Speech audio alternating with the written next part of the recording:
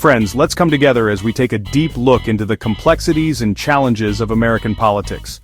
Remember that time when Trump tried to entice federal workers to quit their jobs with a big fat buyout?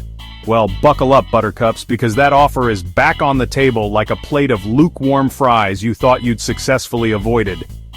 A federal judge in all his infinite wisdom decided to reinstate Trump's take the money and run scheme, much to the delight of the administration and the utter dismay of, well, anyone with a functioning frontal lobe. See, back when this whole thing kicked off, shortly after Trump's inauguration in 2025, it was pitched as a way to trim the fat and the unnecessary waste from the federal workforce. But here's the kicker. It was widely seen as a thinly veiled attempt to purge the government of anyone who didn't pledge their undying allegiance to the people of America. As expected, this initiative faced significant opposition, leading to a series of legal challenges and intense political debate. So, how did we get here? How did this issue resurface? Well, it all boils down to a legal technicality.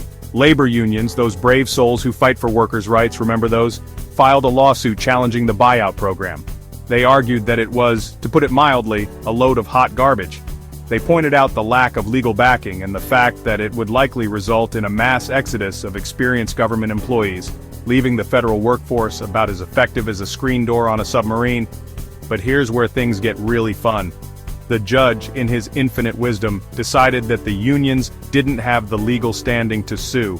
Essentially, he said that the unions couldn't prove they were directly harmed by the buyout program. It's like telling someone who just got punched in the face that they can't complain unless they can prove the fist specifically targeted their nose. As you can imagine, the reactions to this ruling have been about as subtle as a Trump rally. The Office of Personnel Management, those cheerful folks in charge of government HR, were over the moon. They hailed the decision as a victory for, and I quote, providing federal employees with greater flexibility. Meanwhile, the White House, never ones to miss an opportunity for a victory lap, were practically doing backflips. They praised the ruling as a win for Trump and his agenda, because of course they did. On the other side of the aisle, labor unions were about as thrilled as a vegan at a sausage fest.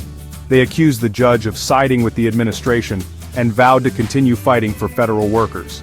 Randy Irwin, the president of the National Federation of Federal Employees, called the ruling a blow to the dedicated men and women who serve our country. So, what does this all mean? Well, for starters, it means that the Trump administration's plan to reshape the federal government just got a whole lot easier. With the buyout program back in play, we can expect to see a wave of departures from key government agencies. Now, some might argue that this is a good thing. Trump said that the government is bloated and inefficient and that we need fresh blood, and hey, maybe they're right. It is said many of these were politically appointed, but here's the thing. Experience matters. At times when you force out experienced employees, you lose institutional knowledge, you lose expertise, if they're efficient, and you create a vacuum that's easily filled by experienced appointees who may or may not know what to do. But Trump said this government is surrounded by experienced expertise. This ruling is a win for Trump's administration, but is it a loss for the federal workers? Thank you for watching. Please subscribe for more.